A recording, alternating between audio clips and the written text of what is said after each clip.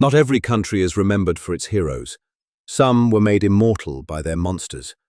194 countries, 194 legends, 194 creatures that left an everlasting mark on the history of their people. From country to country, from legend to legend. Join me. Burkina Faso, Kinkirsi. Beyond the cultivated fields and villages of Burkina Faso lies a world believed to belong to the Kinkirsi. In the traditions of the Mossi people, these bush spirits inhabit the wilderness, hidden water sources, and places untouched by human settlement. They are often described as small beings with large heads and long hair, although they may remain completely invisible. Both male and female Kinkirsi are said to exist, guarding wild animals and possessing knowledge unavailable to ordinary humans. Those who violate the laws of the bush may attract their anger, while those who respect them may receive protection or hidden wisdom. Some Mossi storytellers even described folktales as knowledge brought from the Kinkirsi themselves. The wilderness was never truly empty. It was simply inhabited by beings most people could not see. Burundi, Kiranga. In the spiritual traditions of Burundi, Kiranga was not remembered as a monster, but as something far more powerful, a legendary hero who continued to exist as a spirit.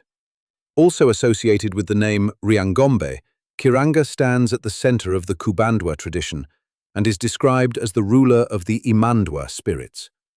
His presence was encountered through initiation, ritual performance, and spirit possession. When Kiranga entered an initiated follower, the person's voice, movements, and behavior were believed to become expressions of the spirit himself. Through these ceremonies, communities sought healing, protection, and contact with the sacred world. Kiranga required no monstrous body to reveal his power. He could borrow a human one.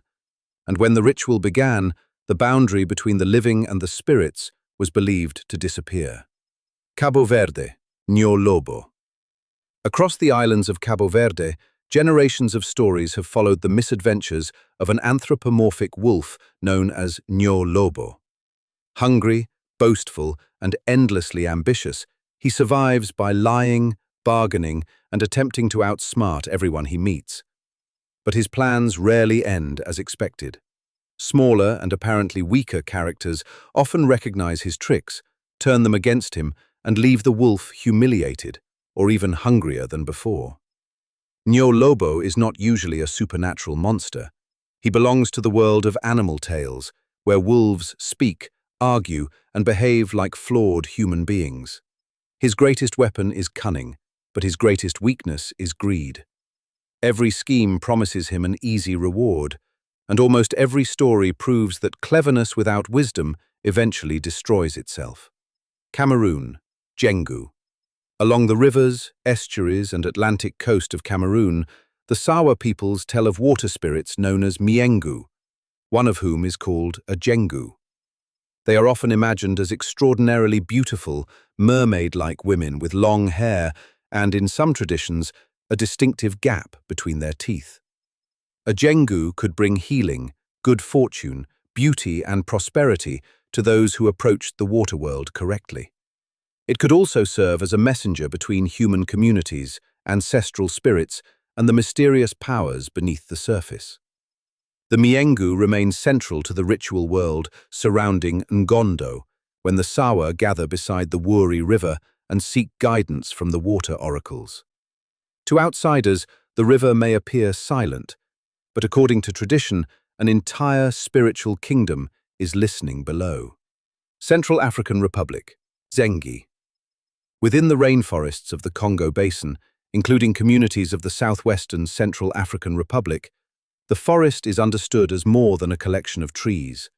It is a living, spiritual territory. Among related Ba'aka and Baka traditions, one of its most powerful presences is known by names such as Dzengi, Dzengi, or Ijengi. Rather than possessing a single animal form, the spirit may become visible during ritual performances as a mysterious figure concealed beneath layers of leaves, grass, or sweeping palm fronds. Dzengi is connected with initiation, hunting, protection, healing, and the community's relationship with the forest. His arrival is marked by movement, music, and voices emerging from concealment. The costume may be worn by a human performer, but within the ritual, the figure is treated as something more. The forest itself has entered the village. Chad, Bultungin. Around Lake Chad and the lands once connected to the Kanem-Bornu world, stories were told of people who could cross the boundary between human and hyena. In the Kanuri language, the word Bultungin was recorded with the meaning, "I transform myself into a hyena." By day, such a being might appear entirely human, but after darkness fell, it could take the shape of a hyena and disappear into the night. Some accounts even claimed that entire settlements were inhabited by people possessing this ability.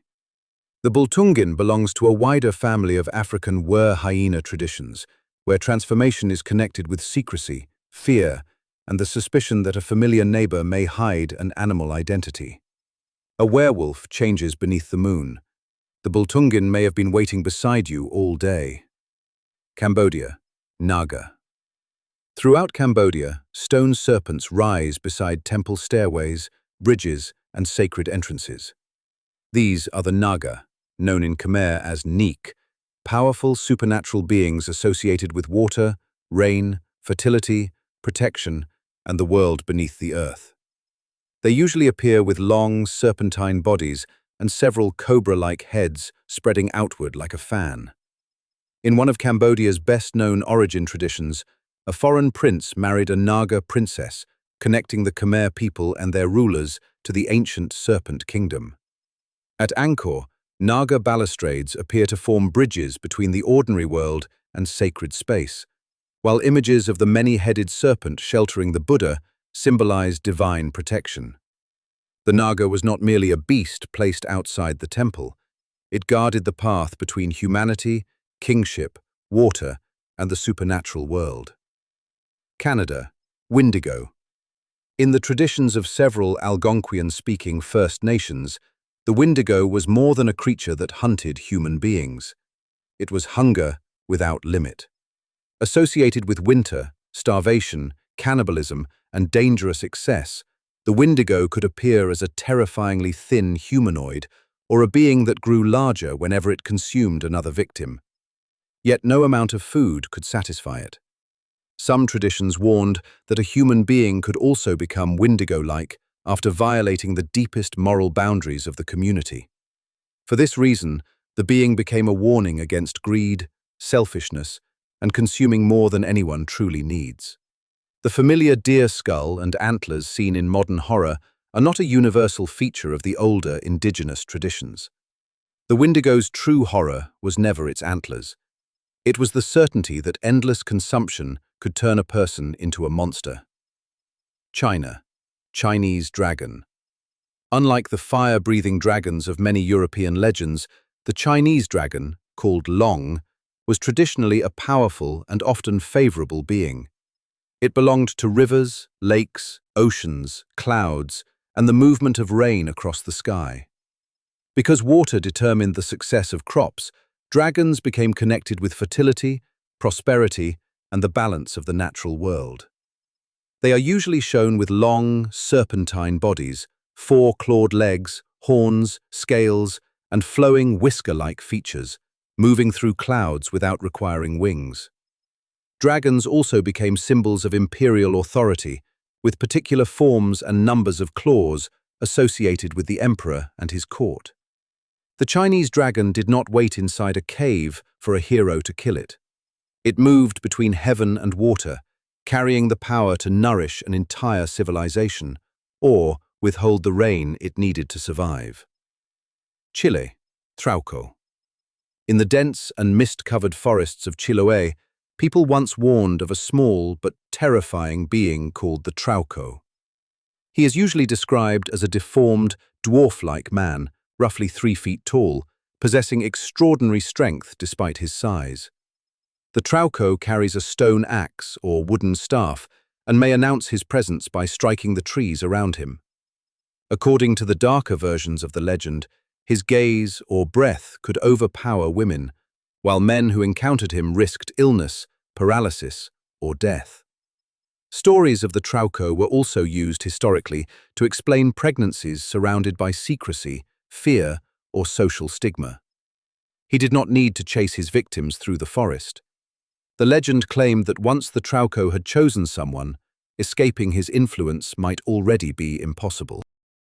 Colombia, El Mohán. Along Colombia's rivers, especially the Magdalena and the waterways of Tolima and Huila, fishermen tell of a wild spirit known as El Mohán. He is usually described as a large, powerful man covered in long, tangled hair, often sitting upon a rock and smoking an enormous cigar. The Mohán inhabits riverbanks, underwater caves, and places where strong currents conceal what lies below. He may guard fish, gold, and hidden treasure, but he is also known for disturbing fishermen, tangling their nets, stealing bait, and frightening people who misuse the river. Some versions portray him as an ancient sorcerer or shaman, while others describe a dangerous pursuer of women. The Mohán protects the water, but not necessarily the people who enter it. Every river has rules, and he decides who has broken them. Some legends were forgotten, others endured the centuries. Today, a few were told once more. The rest are still waiting.